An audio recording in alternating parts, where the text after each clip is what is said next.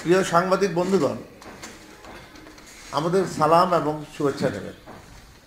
সম্প্রতি সময়ে শ্রম অসন্তোষ দেখা দিয়েছিল, বর্তমান পরিস্থিতিতে নিয়ন্ত্রণে রয়েছে। পরিস্থিতি নিয়ন্ত্রণের জন্য প্রধানত মাননীয় প্রধানমন্ত্রীর নির্দেশনা এবং হস্তক্ষেপ করায় আমরা তার প্রতি কৃতজ্ঞতা ও ধন্যবাদ জানাই। যারা বিশেষ অবদান রেখেছে, বিশেষ করে মাননীয় বাণিজ্য মন্ত্রী জনাব টিপু বিশ্বাস, টিপু মুন্সি, মাননীয় শ্রম কর্মসংস্থান প্রতিমন্ত্রী জনাব মনোজান সুপিয়ান, শ্রমিক মালিক নেতৃবৃন্দ, সরকারি কর্মকর্তা বৃন্দ সহ সকলকে আন্তরিক ধন্যবাদ জানাই। গার্মেন্টস শিল্প আমাদের শিল্প খাতের মধ্যে সবচেয়ে গুরুত্বপূর্ণ একটি খাত, যেখানে 40 থেকে 45 লক্ষ শ্রমিকের কর্মসংস্থান হয়েছে এবং দেশের বৈদেশিক মুদ্রা অর্জনের ক্ষেত্রে শীর্ষে রয়েছে। এই খাতে কিছুদিন পর পর শ্রম অসন্তোষের ফলে দেশে এক ধরনের অস্থিতিশীলতা তৈরি হয়, যা কারোই কাম্য নয়। আমরা আশা করি শিল্পের বিরাজমান পরিস্থিতি নিরসনের কারণে সমস্যার সমাধান হয়েছে। আমরা এই জন্য সংশ্লিষ্ট সকল মহলকে ধন্যবাদ জানাই। আমরা মনে করি শিল্পে যে কোনো শ্রম অসন্তোষ দেখা দিলে শক্তি প্রয়োগ না করে আলাপ আলোচনার মাধ্যমে সমাধান হলে তা টেকসই হয়। আশা করি সত্যটি সকলেই অনুধাবন করতে সক্ষম হব। গার্মেন্টস শ্রমিক অসন্তোষকে কেন্দ্র করে এক শ্রেণীর কুচক্রী মহল গার্মেন্টস শ্রমিকদের মধ্যে নানাবিধ বিভ্রান্তি ছড়ায়। গার্মেন্টস শ্রমিকরা এই বিভ্রান্তির শিকার হয়ে তারা রাস্তায় নামে এবং বিক্ষোভ প্রদর্শন করে। এতে করে শিল্পের উৎপাদন ও উন্নয়ন ব্যাহত হয়।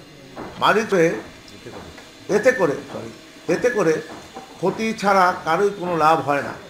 ট্রেড ইউনিয়ন সংগঠন শ্রমিকদের মৌলিক অধিকার, শ্রমিকদের সবসময় সতর্ক থাকতে হবে কেউ কোনো হঠকারিতা করে শ্রমিক আন্দোলনকে ব্যাহত করতে না পারে।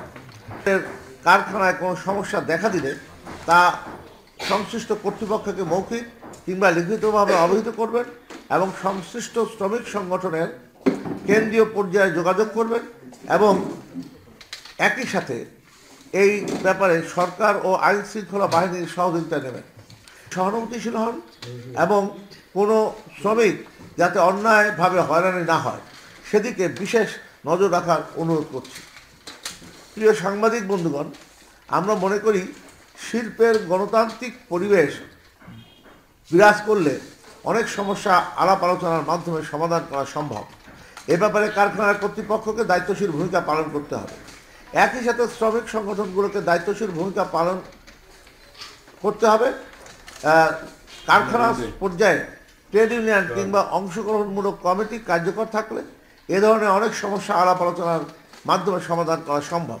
আমরা বিশ্বাস করি এ ব্যাপারে মালিক পক্ষ মনোযোগী হবেন। শ্রম অসন্তোষের সঠিক কারণ উদ্ঘাটন না করে শ্রমিক অসন্তোষের মধ্যে দেশি বিদেশি ষড়যন্ত্র খুঁজলে সমস্যার সঠিক সমাধান হবে না, বরং সমস্যা ভিতরেই থেকে যাবে।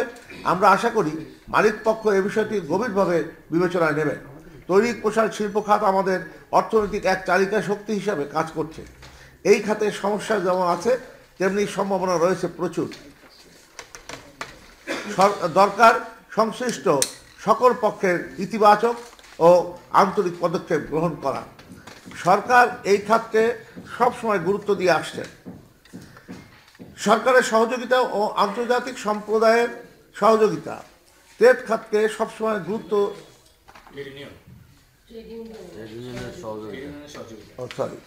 সরকার তার সহযোগিতা অব্যাহত রাখবেন এবং এই শিল্পের অগ্রযাত্রা অব্যাহত রাখতে মালিক শ্রমিক সম্পর্ক উন্নয়নে দেশি বিদেশি সকলের সহযোগিতা প্রদান করবেন। পরিশেষে আমরা সম্মানিত মালিক ভাইদের প্রতি বিশেষভাবে অনুরোধ জানাবো যে সরকার মালিক ও শ্রমিক সমন্বয়ে গঠিত কমিটি কর্তৃক ঘোষিত মজুরি বাস্তবায়ন যাতে যথাযথভাবে হয় সেদিকে আন্তরিক হবেন। সিদ্ধান্ত অনুযায়ী ডিসেম্বর 2008 থেকে তা কার্যকর করার জন্য অনুরোধ জানাচ্ছি। এতক্ষণ আমরা আমাদের কথা মনোযোগ